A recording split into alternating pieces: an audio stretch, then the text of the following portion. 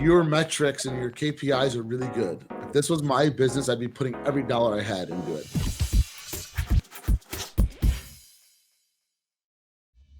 Hey everybody, welcome back to a No Excuses with Chris G. I'm your host, Chris George, chairman and co-founder of SUBTA. I've got Nick Phillips with us here today with Kids Art Box. Nick, thanks so much for being on. Thanks a lot, Chris, for having me. Of course. Nick, before we get started, for everybody, this is your first time watching, this is our opportunity to have a subscription brand come on, ask me questions to help them grow their business. Hopefully there's something that you can learn from this and take away. If you have any questions while we're chatting, please feel free to put them in the comments and I'll try to get to them. And we're on every Tuesday, so you can always apply to be on this show at subta.com/ChrisG. But Nick, again, thanks so much for being on. If you could real quick, tell us about Kids Art Box and tell us a little bit about yourself and your wife, who are the co-founders. Perfect. Yeah. So we started Kids Art Box about 15 months ago.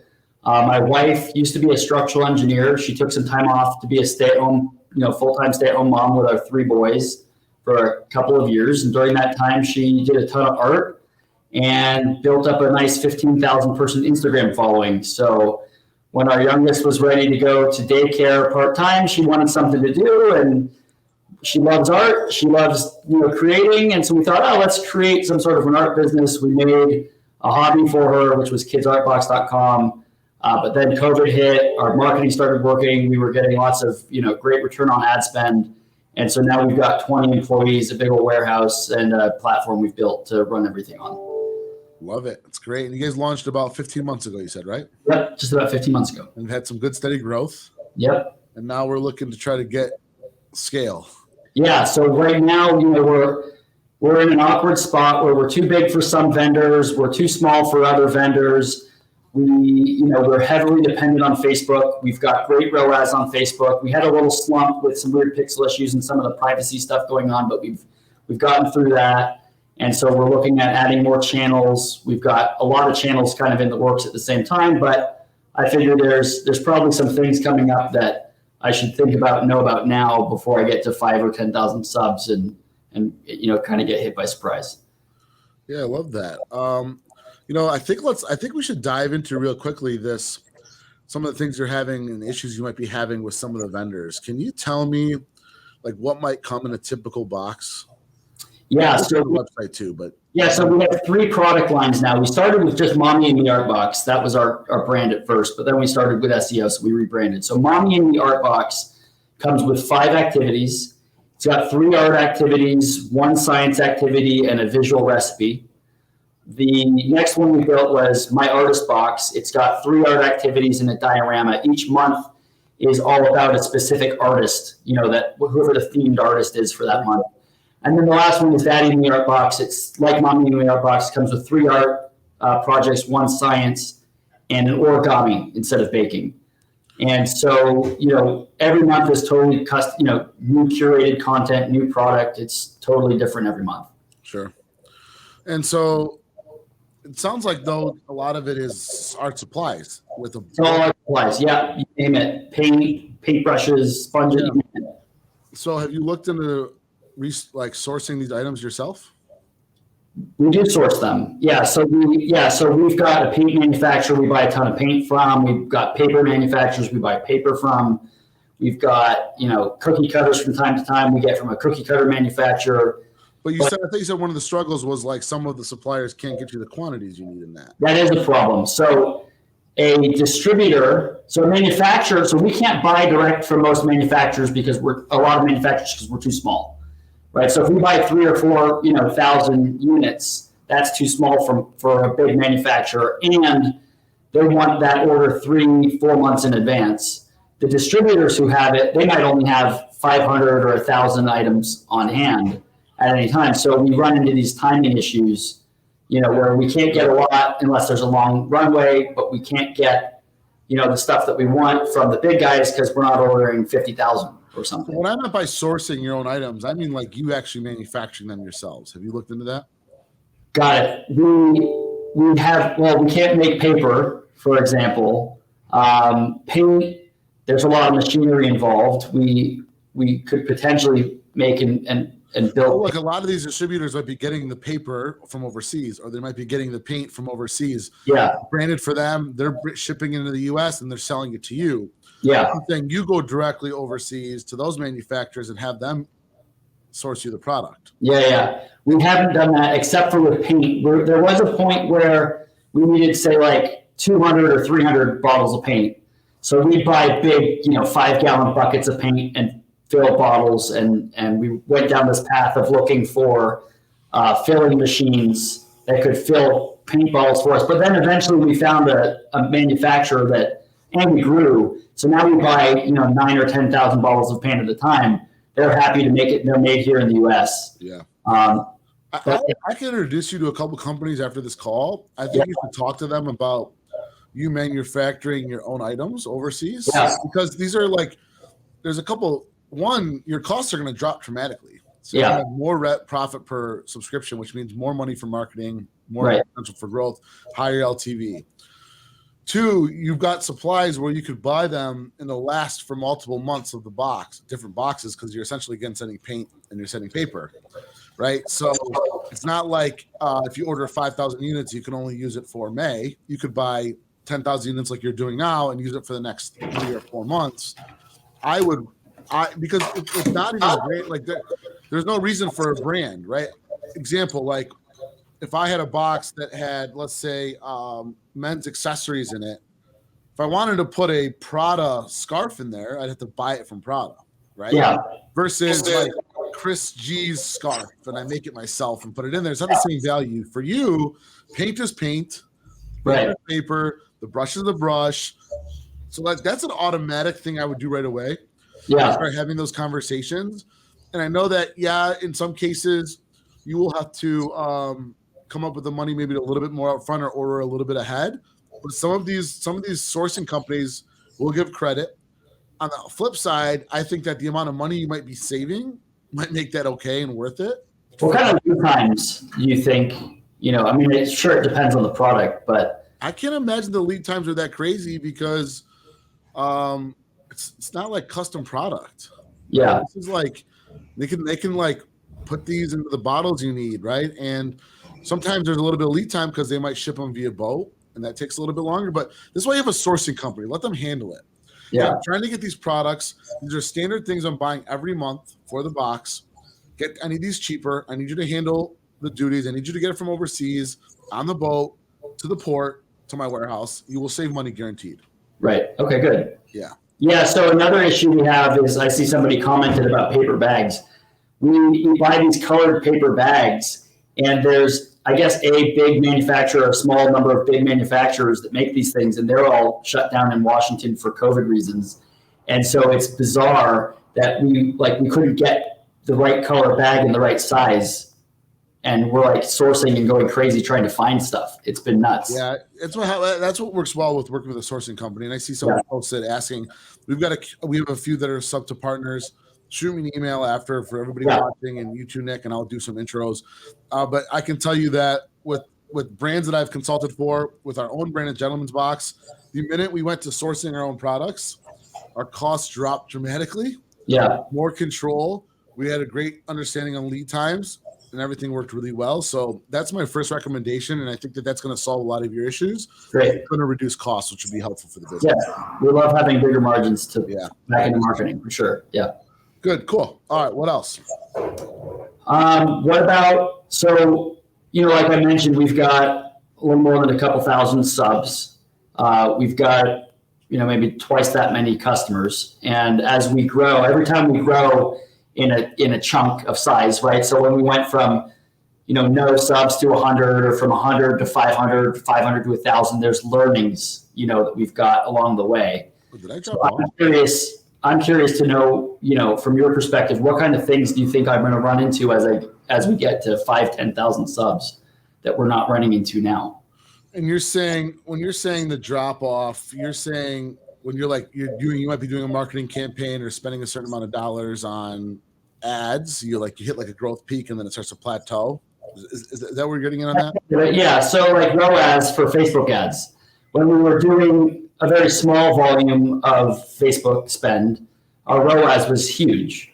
And then as we scaled it up, ROAS comes down, and eventually you kind of hit a point where you can't really spend more because ROAS will just go down. You're bidding against yourself, sort of a thing. But there's probably other issues like that I'm going to start running into. Yeah. So, well, here's the one thing is, it's interesting that you're looking at ROAS because your return on ad spend as you go to scale it'll always be negative. You'll always spend more than the return on revenue on the first purchase. As you start. Hasn't been, actually. That's good. That's a really good thing. But if you want to scale to 100,000 subscribers. Yeah. So just in full transparency, if you're 35 a month, right? That's one way to buy it. Yeah, 35 a month. Okay. Yep. And so what's the ROAS on that 35 a month subscription? So the average order is not 35. The average order is 64. So our ROAS is typically in the 2 to 3 range. And that's because you're selling the 3 month? Correct. On average, we're selling more 3 months than 1 month. And that auto renews the 3 month, right? Correct. Okay. So you're paying $60 to acquire the $99 person? I'm paying like $40. So you're paying $40 to acquire a customer right now, and on average, you're getting. I make money on my first sale almost. Yeah, right. So, in the 15 months of business, what's the LTV on the 3 month and the monthly? Do you know? So this is another topic we could dive into. LTV is difficult to calculate given we're so young as a company, number one. But our churn is great. We've got less than 5% churn the first 4 months, and then it goes below 1% after that.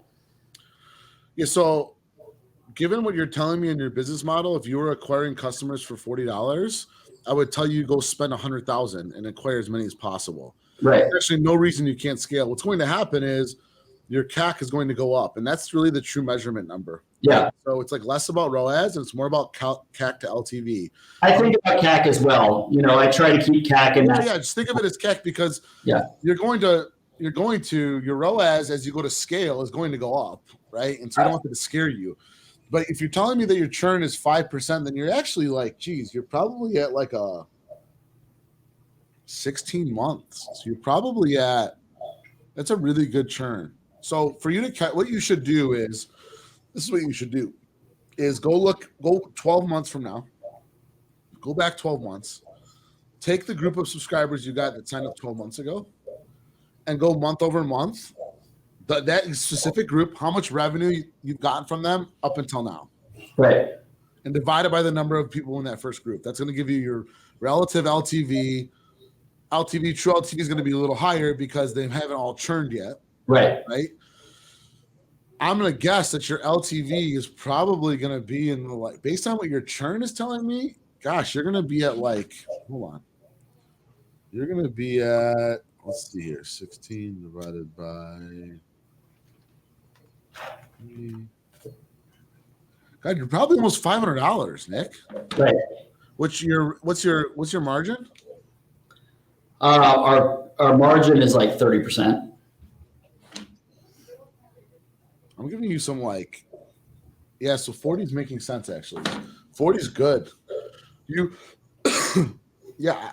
mean, listen, this is my company. I'm just unloading ad spend until I start to see that. So what's going to happen with the ad spend is the some of the campaigns are going to get stale. The demographics are going to get stale, and then you're going to go from $40 CAC to like 60 to 70 to 80. Right. Understanding what your LTV is, getting better margins, getting to a 50% margin. So let's say you get to a 50% margin, which I think is definitely possible. You can spend up to 80 to 90 to acquire a customer. Right. And still be super profitable. So the challenge from there is from the capital standpoint, we're a small company, so I'm just constantly plowing capital back in. And then your ROAS is net positive. Yeah, correct. Now they're going to pay huge dividends. You need to just this is going to pay dividends every month. You have more and more renewing. Right. So that really should not be stopping you. If you have true metrics like this, you should be able to show it to an investor and unload and raise the money and unload on the business. You don't have to get scrappy. You're in I review hundreds of subscription companies. You're in a unique situation. ROAS should not be where it's at. Right. Your CAC's at 40. Your first purchase average is 60. That's not normal. I would be unloading. Right. I'll give you perfect data points. Gentleman's Box is $29 a month subscription. Our acquisition cost was $90. Wow. Our $100 subscription, our $100 quarterly was at $160. We were spending $160 to get $100 on the first purchase. Right. But they were renewing on average 8 times. So I was getting $800 in LTV at a 50% margin. I was getting $400 for every customer I got. I was spending $150 to get them. Right. So, yeah, I mean, there's nothing but you should be unloading dollars and investing everything back into acquiring more customers if that's the ROAS that you're getting. So it's like twofold, right? It's like you're really good at ads, so it's great. Yeah. Your content ads are really good. You got to pour fuel to the fire because one, especially right away, because one algorithm change to Facebook could send that CAC through the roof. Right. Right. Another brand comes into the market, is eating up content space, can change that CAC. If your CACs are that low now, you need to unload. You need to put in the ad spend. So that can lead us into the next discussion, which is you're worried about diversifying traffic, which is really smart. And it's really good that you're worried about diversifying traffic because you want to have top of the funnel traffic that's diversified so that you don't run into a situation where you are dependent solely on Facebook. Right. So one, you mentioned the social channel, which had really good growth. So it's going to come in many forms. It's going to come in content. So putting out content via blog, via social, via YouTube, via TikTok. Like I'd be unloading on TikTok, having kids make these and like posting them, running contests, build a community, maybe doing giveaways.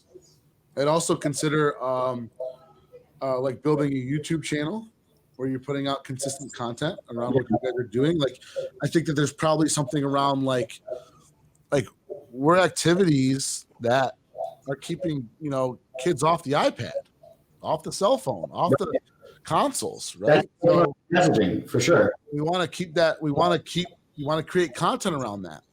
And it can go even farther, right? It could be like activities you could do at home. It doesn't have to always be like what you send them. You want to give out a bunch of great content so they start following you. They're inherently going to sign up. So we built a Facebook group where that's what we do. So we've got our content. We've got like 800 people in our Facebook group. We have our content in there, but we also have extra activities you can do. The moms, it's mostly moms, are in there talking with each other about what are they doing and whatnot. It's a great community. How are you getting people into the group?